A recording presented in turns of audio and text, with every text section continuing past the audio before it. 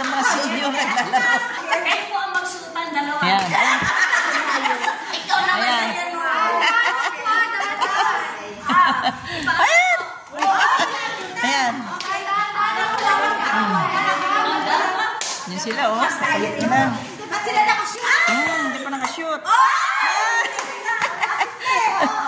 Yan. Ipahal po. Ayan.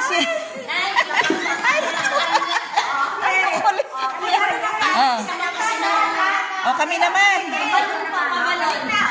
Kami naman. Oo. Ay!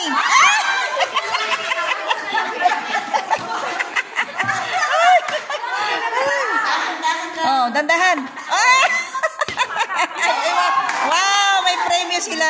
Ikaw na. Ito na, ito na.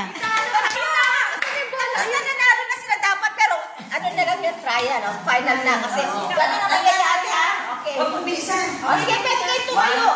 Okay. Ulit. One. Dahan-dahan kasi. Oy, tayo siya pa ng winner. Dali, ha?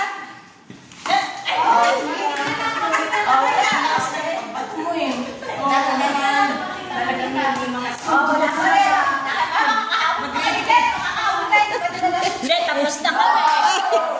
Ayan, tapos na ba? Sinong panalo? Tapos. Tapos na? Uy, may panalo kami. Ate. Hindi ka kasali.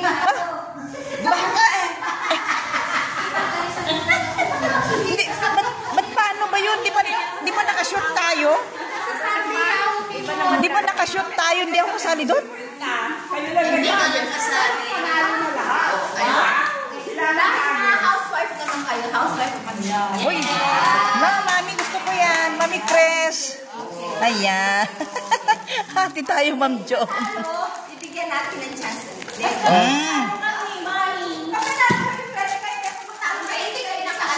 Nakashoot po kami. Kaya na may pasa namin eh. Nakashoot. Nakashoot sila, Mami Cres.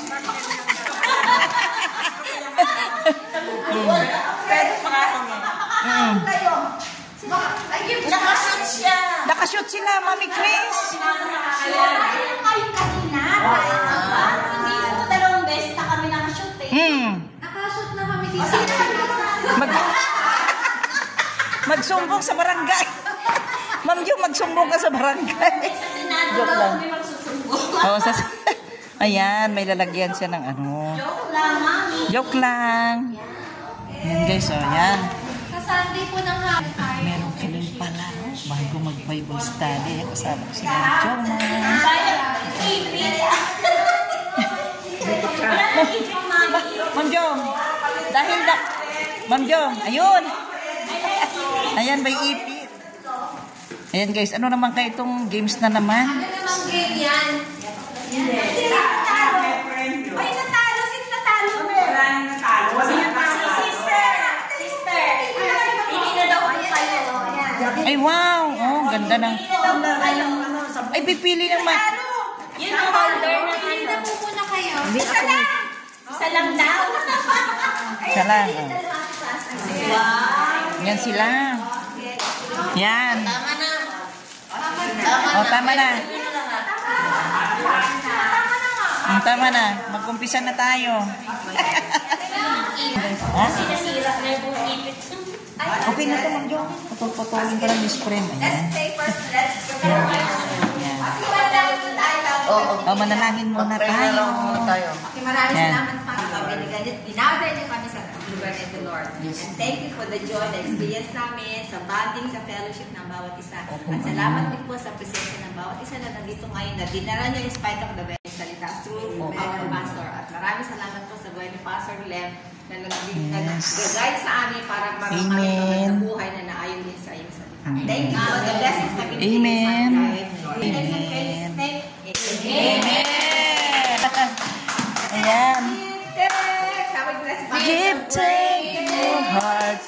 Give thanks to the Holy One. Give thanks Jesus Christ is one. Give thanks. Ano ba? Holy One. Give thanks. Oh. Buklatin. Buklatin ang kopya kasi mga senior na. Mahina na ang memory ang mga senior. Late ka. Hindi ka nakasabi sa game. Wala, sayang, galasi yung games, pero okay lang yan, di ba? Ayan. Ayan na. Ayan na, guys. Kasi hindi siya nagkaroon ng premiere kasi ito alam. Wow! Kasi ngayon naman dumating si Ate si Darcy. Darcy, alis ka naman natin. Oh, ayan. Nakahabol naman. Nakahabol naman siya.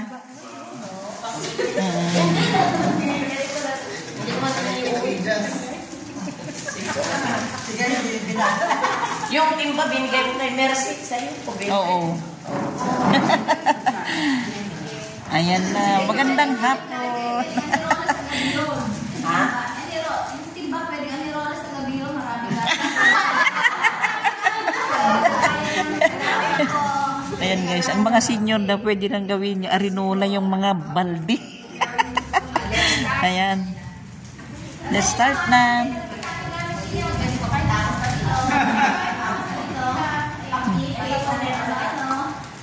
Magandang hapon, Pastor Len.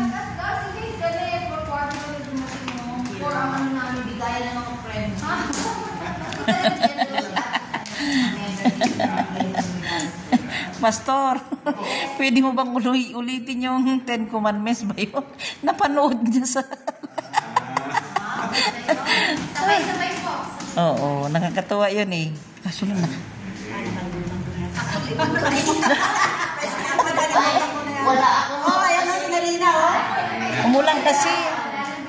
Busy ako nung nag-aabang ng pagkain. Ayan. Ayan si Atilina. Premyo lang muna lang. Dito ka lang. Yan, okay na? Umpisa na natin. Ayan, si Atilina.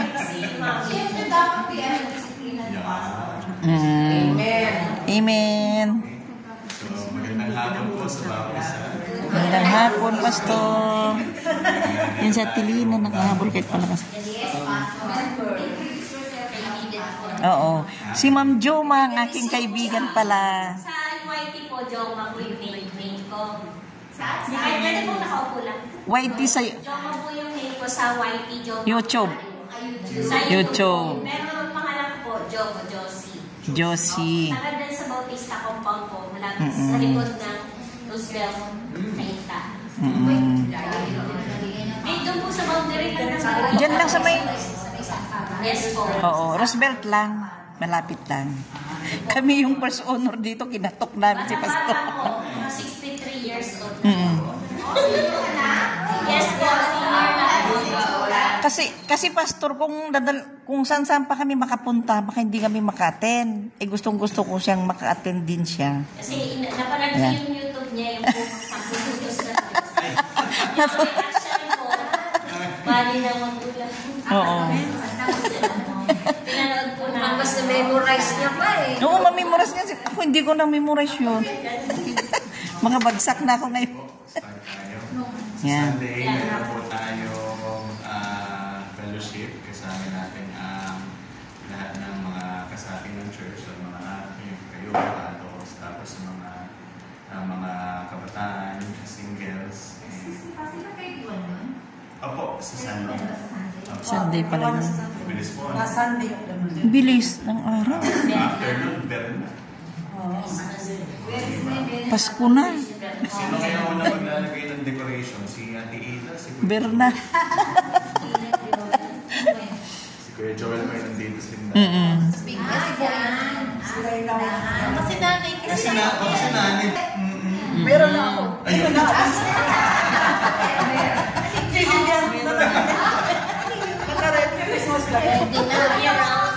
Abangan kita. Siya yung first honor na nakapaglagay na.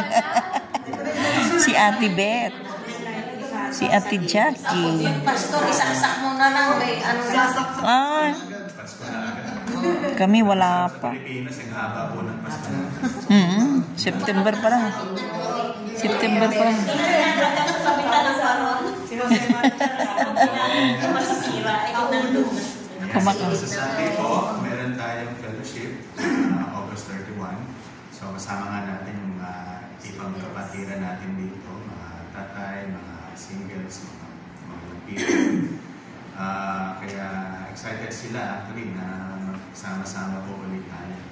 Kaya see you po this coming Sunday. Although, every Sunday meron tayo sa umaga na pinag-aaral sa First Peter. Okay? Pero ngayon, tayo po ay babalik na sa pinag-aaralan natin Oo. Thursday. Ayan. And konting review na. Okay? Review. Kasi malapit ilang October pa po?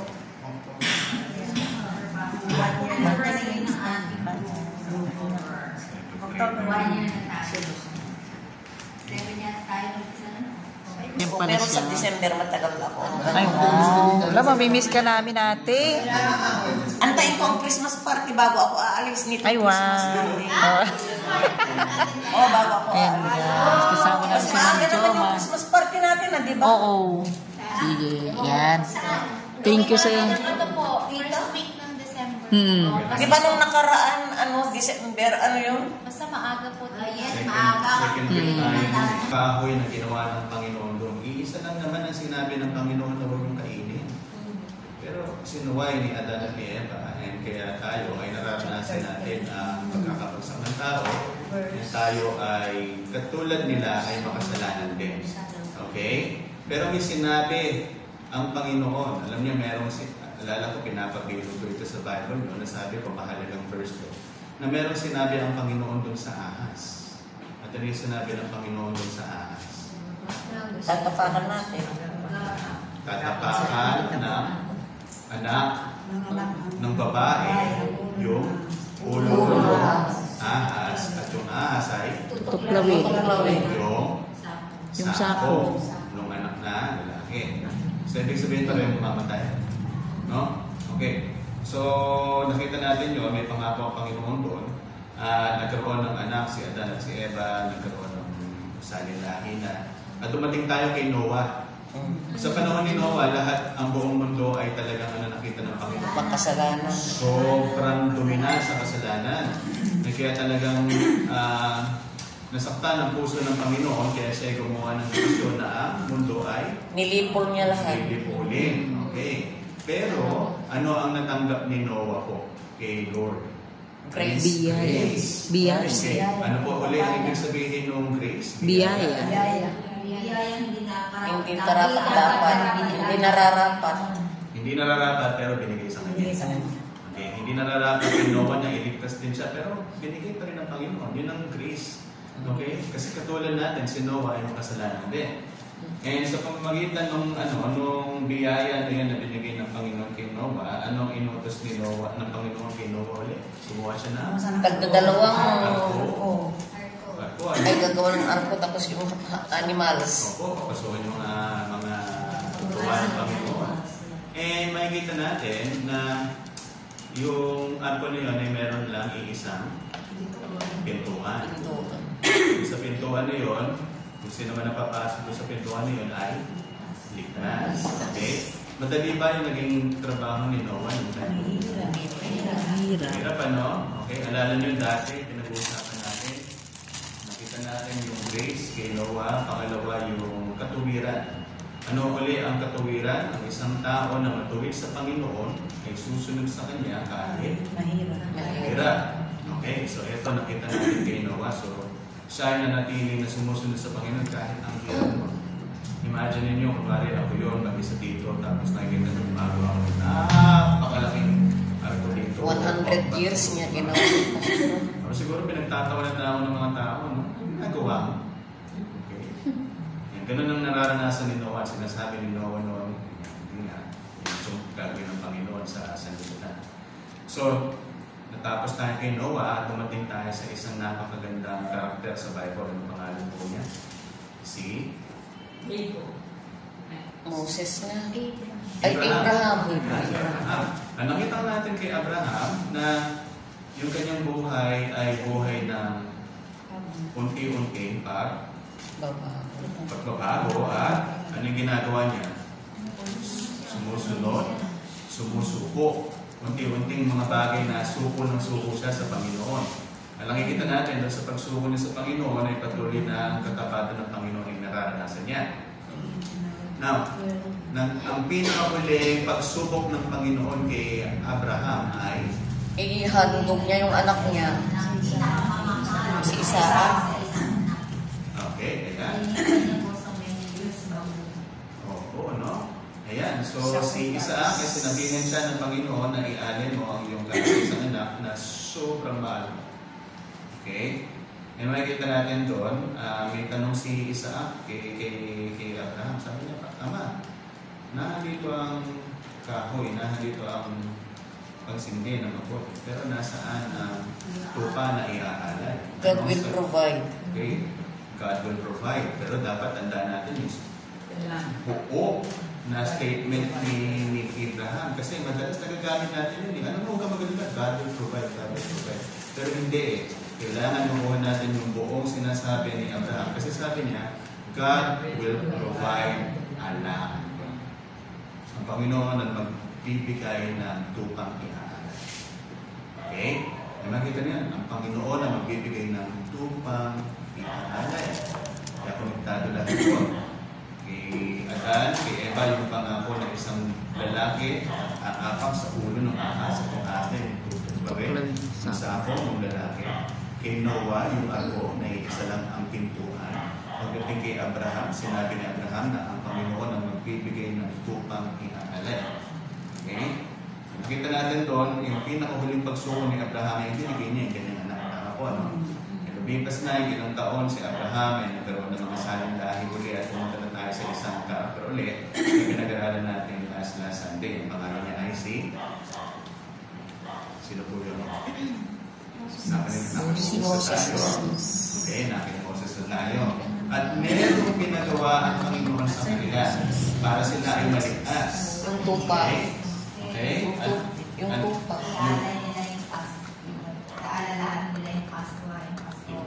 Passover. Doon sa Passover na yon, ano po yung pinakamahalagang elemento? Yung tupa nga pastor. Yung tupa. Ano ang gagawin daw nila? Yung dugo. Yung Papahid. sa Poste. Sa mga poste. At anong mangyayari po doon sa mga taong nasa loob ng tahanan? Maliligtas. Lalampasan sa panganib, maliligtas. Ang Panginoon ang mag-pro-protect sa kanila. Okay? Sa sumpa, sa kasalanan sa Egypto. Okay? Paano lang po sila naligtas daw sa Dugo. Dugo ng tupa. Ayan. Kaya last Thursday, pinag-aralan natin, after na makita ng mga Israelita na kaligtasan nila ay sa pamamagitan ng dugo, na sila ay naligtas ng dugo, tinuruan sila ng Panginoon ng pamumuhay ng naaayon sa Kanya. Kaya nga pinag-aralan natin yung 10 Commandments. Okay? Makikita niyo, hindi baliktad. Hindi binigay ni Lord, o liligtas kayo, gagawin niyo ito, Hindi. Yung sinabi niya, liligtas ko kayo, kailangan yung dugo, ng tupa. At dahil ito ngayon, sila ay naligtas na, inuutos sila ng Panginoon kung paano mamuha. Nakikita niyo ang kaibahan ko? Hindi mo nagagawa ng mabuti para maligtas, pero kailangan para maligtas daw ay dugo. Okay, dugo ng tupa. Okay, ngayon, nandito na tayo sa 10 Commandments. At ngayon, lalabas na tayo sa isang libro pa. Ewan ko kung nabasa niyo itong libro ko. Leviticus, nabasa niyo na ba? Leviticus. Ayun. Okay.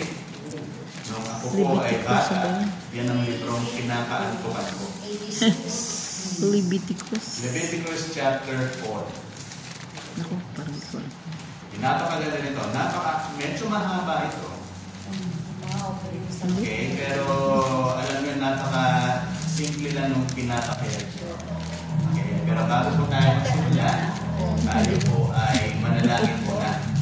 Manalangin po. Ikaw po ang mag-pray. Ako hindi ko makita may spread. Anong page? Number 110. May 110. Okay. Lord God, salamat po sa pagtulong ng ulan. Salamat po sa pag-ipon sa amin ito, Lord, para matuto at para mapapagod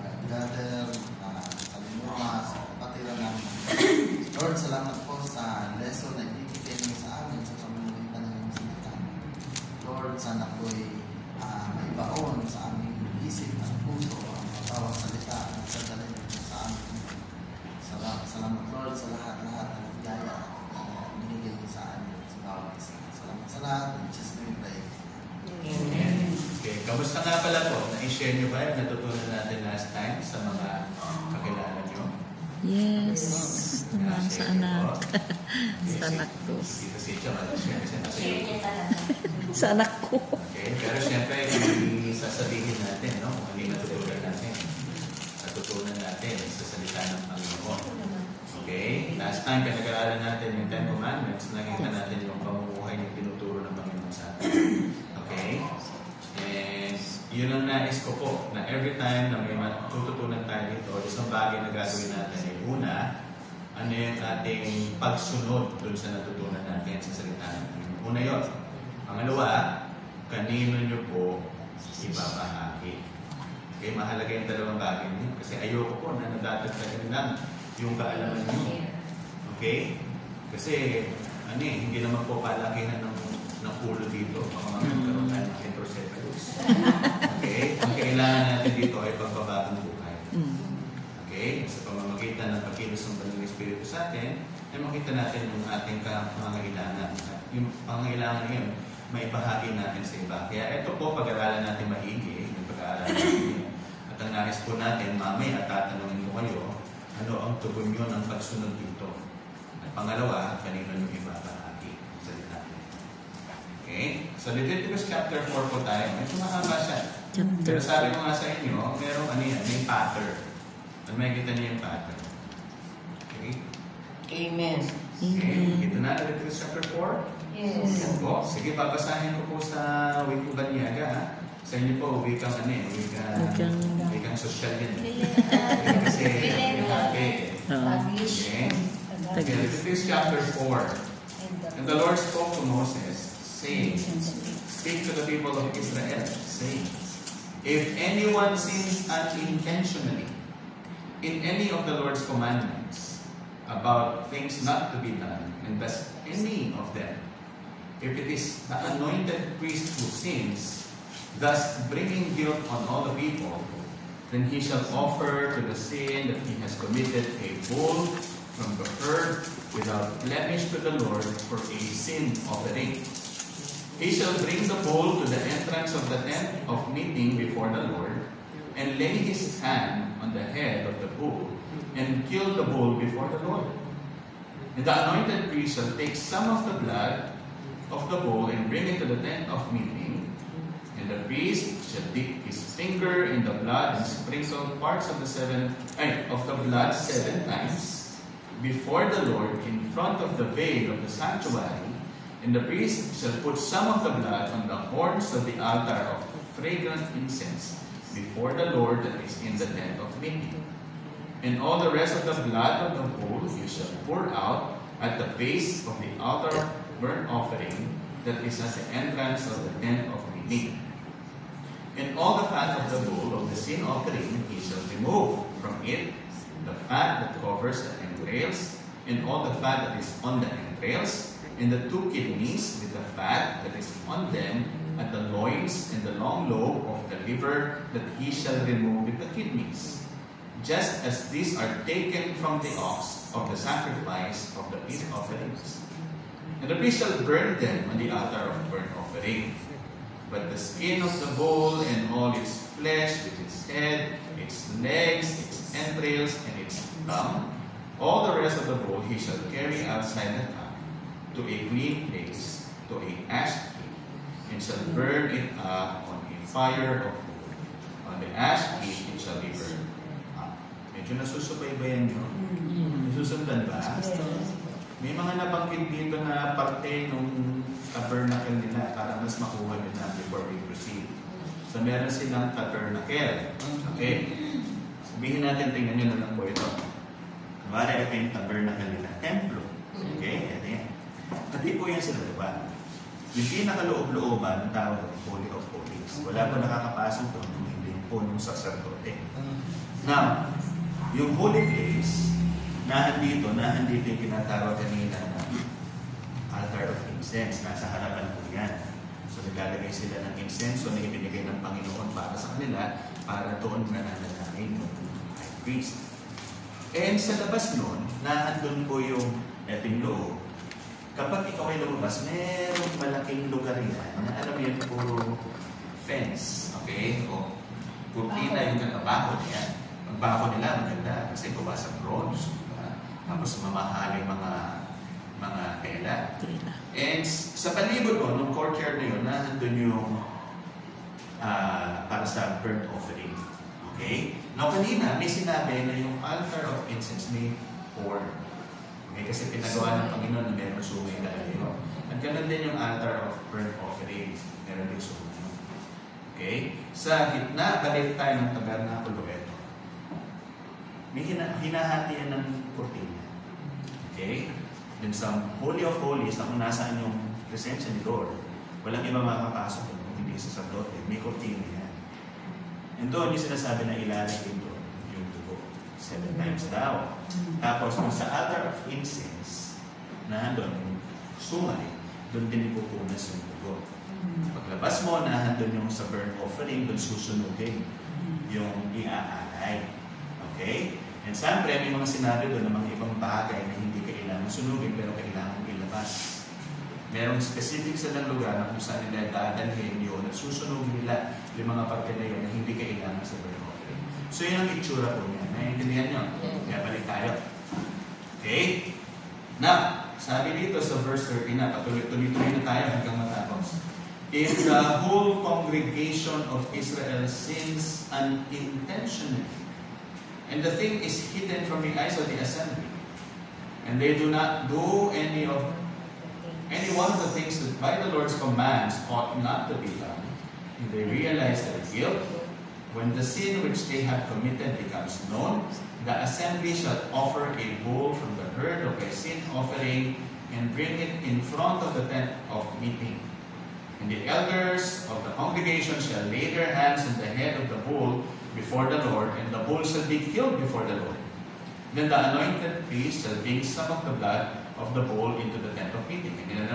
And the priest shall dip his finger in the blood and sprinkle it 7 times before the Lord in front of the veil, in Cortina, and he shall put some of the blood of the horns of the altar that is in the tent of meeting before the Lord, and the rest of the blood he shall pour at the base of the altar of the burnt offering, that is at the entrance of the tent of meeting. And all its fat he shall take from it and burn on the altar. Thus shall he do with the bull. As he did with the bull of the sin offering, so shall he do with this. And the priest shall make atonement for them, and they shall be forgiven. And he shall carry the bull outside the camp and burn it up as he burned the first bull. It is the sin offering for the assembly. So, ano na part? Verse 22 hanggang 26. When the leader sins, doing unintentionally any one of the things that by the commandments of the Lord his God ought not to be done, and realizes his guilt, for the sin which he has committed is made known to him, he shall bring as his offering a goat, a male without blemish, and shall lay his hand on the head of the goat and kill it in the place where he shall kill the burnt offering before the Lord. It is a sin offering. Then the priest shall take some of the blood of the sin offering with his finger and put it on the horns of the altar of the burnt offering, and pour out the rest of the blood at the base of the altar of the burnt offering, and all its fat he shall burn on the altar, like the fat of the sacrifice of peace offerings. So the priest shall make atonement for him for his sins, and he shall be forgiven. Verses 27 hanggang 31, grupo ulit yan. Actually, hanggang sa matapos na, verse 35. If any one of the common people sins unintentionally in doing any one of the things that by the Lord's commandments ought not to be done, and realizes his guilt, or the sin which he had committed is made known to him, he shall bring for his offering a goat, a female without blemish, for his sin which he has committed, and he shall lay his hand on the head of the sin offering and kill the sin offering in the place of the burnt offering. And the priest shall take some of his blood with his finger and put it on the horns of the altar of the burnt offering, and pour out the rest of the blood at the base of the altar. And all its fat he shall remove, as the fat is removed from the peace offerings. And the priest shall burn it on the altar for a pleasing aroma to the Lord. And the priest shall make atonement for him, and he shall be forgiven. If he brings a lamb as his offering for a sin offering. He shall bring a female without blemish, and lay his hand on the head of the sin offering, and kill it for a sin offering in the place where they killed the burnt offering.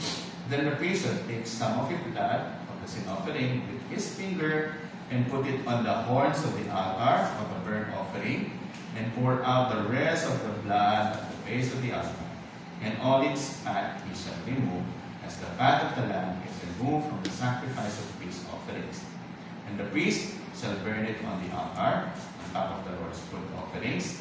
And the priest shall make atonement for him for the sins which he has committed, and he shall be forgiven. Amen. Mabasa ko nga kay Ate Friend. Gamit mo ba yung gamit?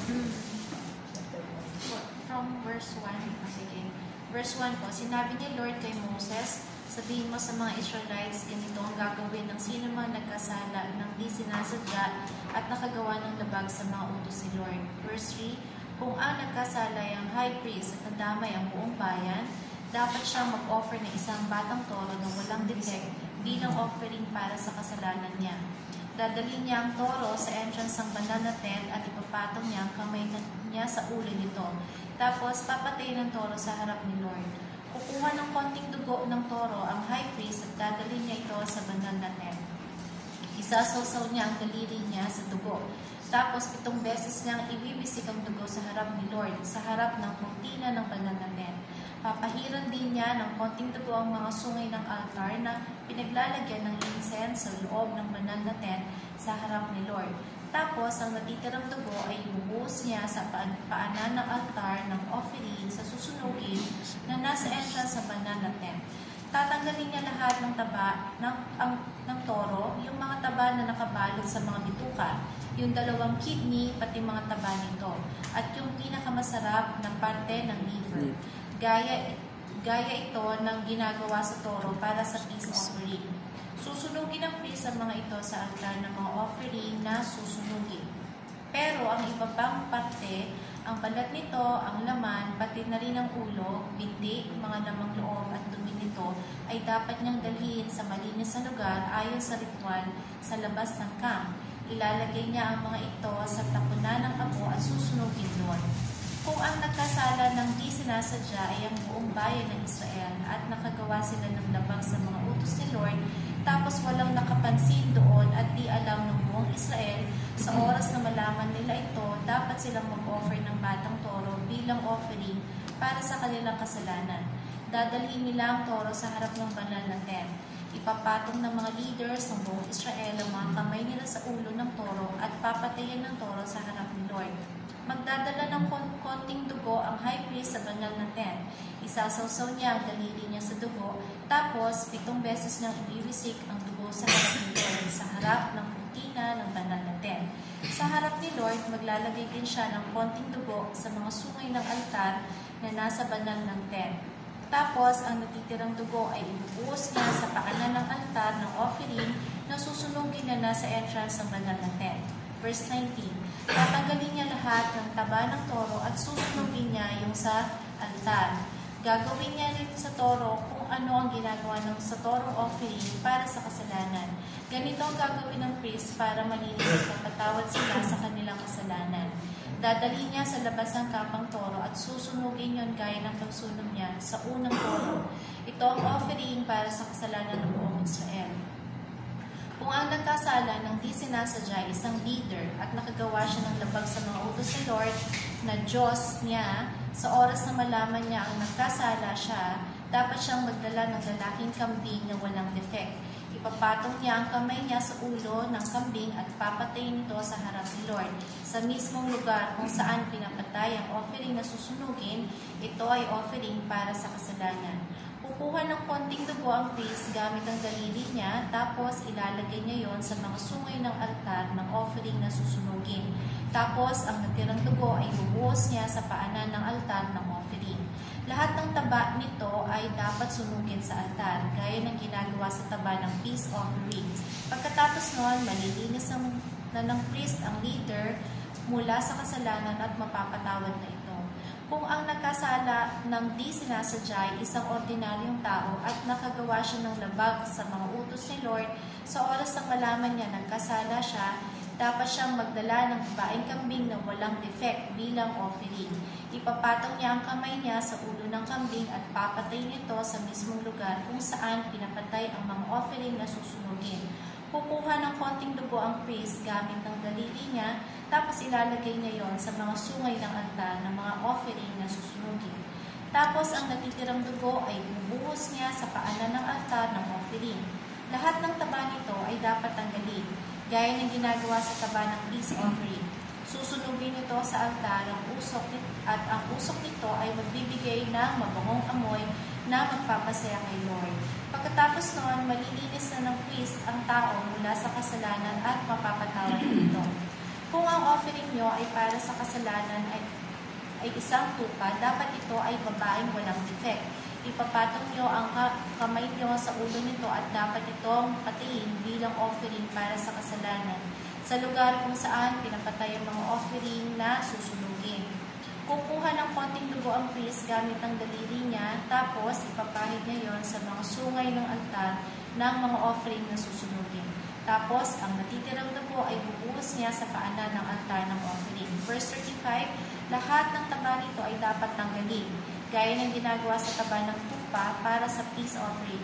Susunugin ito ng priest sa altar kasama ng iba pang mga offering para kay Lord. Pagkatapos noon, malilinis na sila ng priest mula sa kasalanan at magpapatawad na sila. Amen. Okay. Mahaba yung binasa natin, pero may pattern. Okay. Ano napansin mo?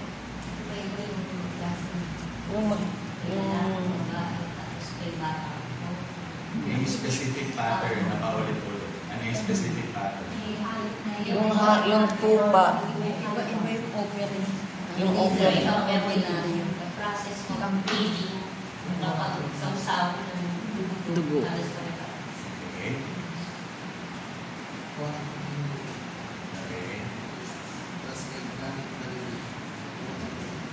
Ulit. Okay. Aside dun sa hayop, kasi yung hayop, iba-iba eh. May toro. Okay. May babae. Okay. May kami. May tuba. Pero lahat walang defect. Okay. Ayun, parang May similarity, wala lahat ng defect. Ano ba yung pare-pare pattern? Pag sinabing pattern, di ba kumarik kapag magluluto ka na ano ka? Wala, may pattern ka kung paano magluluto eh. Paulit-ulit ang ginagawa. Yan. So, ano muna yung pinaka-tinitil ni Lord? Yung ibisik-bisik ng 7 beses. Ano yung pinaka-dahilan kung bakit tinuturo ni Lord ito? Yung ginagawa nito? Ano yung kailangan nila harapin? Para sa kabayaran ng kasalanan. Some verse ko yan. Dito sa ano po, dito sa 32, ganyan, halos buo eh. Sa kabuuan. Pero may specific na nagkasala. Ano yung... Unintentionally. Ayun. Ano yung gamit ng word ko sa Tagalog? Sa verse 2. Kung hindi sinasadya. Di sinasadya kasalanan. Nakukuha niyo? Okay. Kasi meron talaga mga kaibigan sinasadya kasalanan. Okay. Sa verse 27 po yun, yung hindi sinasadya. Ayun. So, merong kasalanan na hindi mo sinasadya. Pero kasalanan pa rin siya. Okay? Gusto ko maging malinaw sa atin ito. Kasi ang ibig sabihin na hindi sinasadya ay yung word na ginamit na unintentional dito, ibig sabihin na naligaw ka. Okay, nawala ka sa focus. Ganun kasi kaya sinasabi. Kasi in-person doon ka papunta dahil naglalagay ka sa sports center.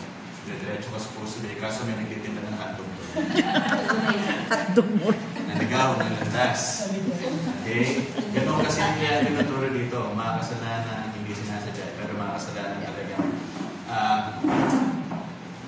unintentional na nagagawa natin sa harapan ng Panginoon. But still, ang tawag ni Lord ay, ito ay kasalanan. So, ibig sabihin, Kay Lord pala, hindi ko pwedeng sabihin na, ay Lord, nagkamali lang ako. Lord, hindi ko sinasadya. Kasalanan kay Lord ay kasalanan. Nagutom ako. Unintentional sin.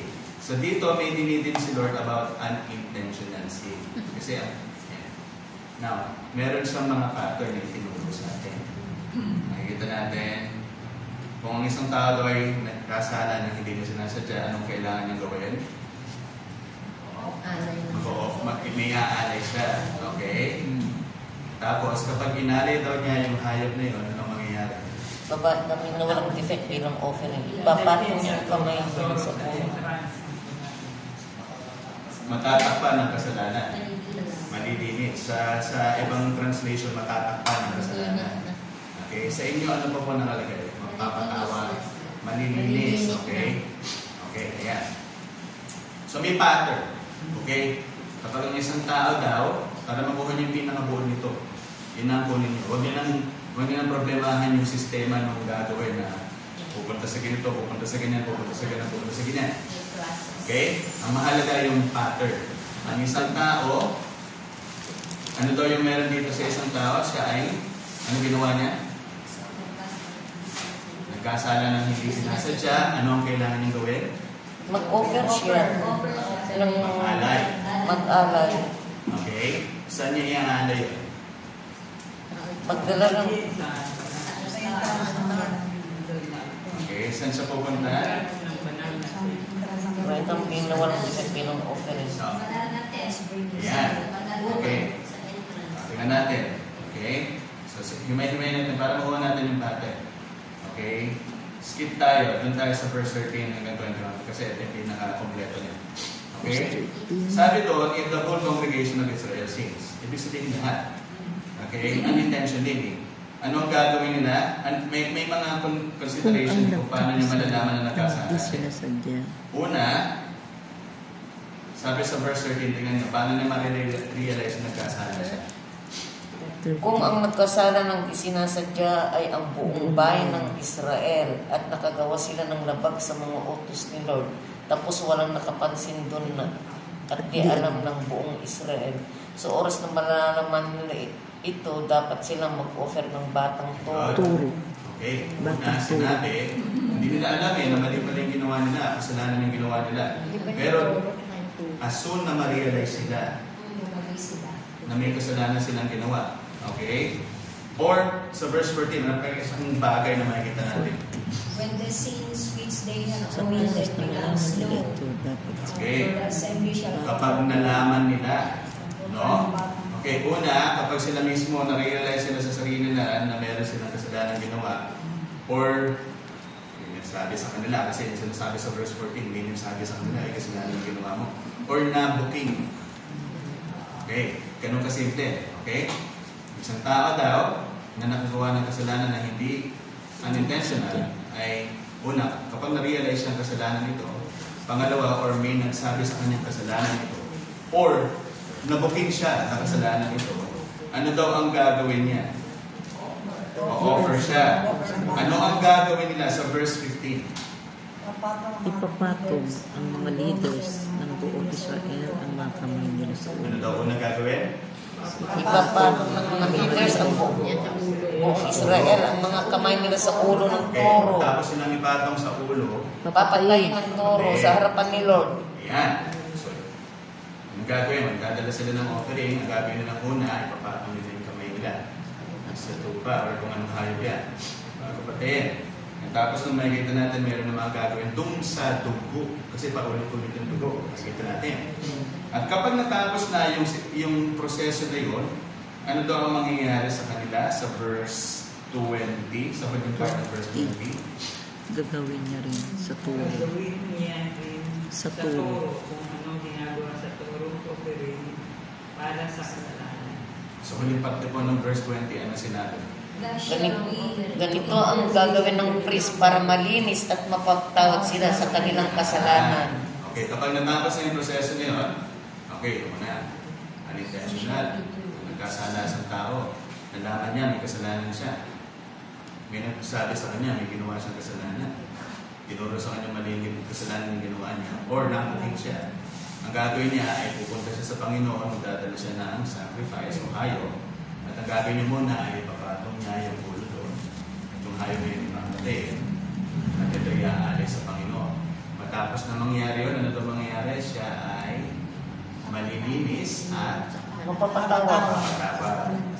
sa mga kasalanan. So yun yung simpleng sistema na paulit-ulit dyan. Kaya kung titingnan niyo po yan, yung chapter na yan, yung po paulit-ulit na sistema. Merong pagkakaiba naman. Titingnan natin yung pagkakaiba. Titingnan natin kung sino yung mga tinutukoy na tao na gagawa nito. Okay? Sino yung tao na tinutukoy sa verse 3? Yung high priest o yung anointed priest. Nakalagay dyan, anointed priest. Okay, sa inyo, ano nakalagay? High priest. High priest. Yes. Okay, kahit yung high priest. Okay? Or ito, actually, yung term na ginamit is anointed priest. Ibig sabihin lahat ng mga sacerdote ng Panginoon. Walang excuse. Okay? Now, nakikita natin sa verse 13, sino naman daw? Buong bayan. Buong bayan ng Israel. Okay? Now, makikita natin sa susunod na set sa verse 22. Sino daw? Yung leader. Okay? Sa verse 27, Ordinaryong tao. ordinaryong mamamayan. Okay? So, makikita natin yung sacerdote ng Diyos, yung buong bayan, yung mga pinuno, at kahit yung mga ordinaryong mamamayan, ay gagawa nito. Okay? Yun yung pattern. Paulit-ulit sa kanila na ito ang gagawin. Nahuhuli niyo na kung ano yung sistema. Okay? Madali nang ikwento sa kaibigan natin. Madali na ba po? Okay? Alam niyo ba, sabi sa ng Lord, okay, na ang tao raw na, wala pala yung ano eh, wala kay Lord yung pagkakamali. Kay Lord, alam mo kapag kasalanan, kahit unintentionally ginawa mo sa kanya, ay kasalanan para sa kanya. Hindi mo masasabi na kakamali ka kay Lord. Kasi okay? Kasi, masabi doon, kailangan pala ng isang tao na lumapit sa Panginoon at humingi ng kapatawaran. Ito ang tinuturo ngayon ito. Okay? Now, yun ang pinakabuo. Yung pinag-uusapan natin. Titingnan natin kung ano ang tinuturo ng mga bagay nito tungkol sa Panginoon. Nakuha niyo na po yung buot?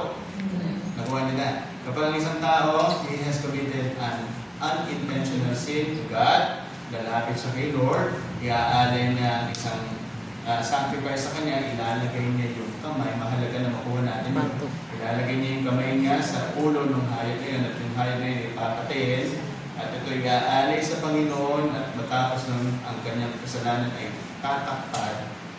Sa inyo nakalagay kasi malilinis at patatawarin. Okay? Ako gagamitin ko yung word na tatakpan. Okay? Now, yun yung sistema. Titingnan natin kung sino si Lord dito sa mga passages nito. Okay, ano mapapansin niyo sa kanya sa verse 1 po? Si Lord ay magpatawad. Kung sumunod ka dun sa mga yung utos niya. Okay, so verse 1 and 2, ano sinasabi niya? Ano? Nakikita niyo kay Lord dito. So sabi ni Tita Lenny, magpapatawad ka. Ano pa? Ano yun? Malinaw ulit na nagbibigay siya ng utos. Okay? So, ang Panginoon ay nagbibigay ng utos. Okay?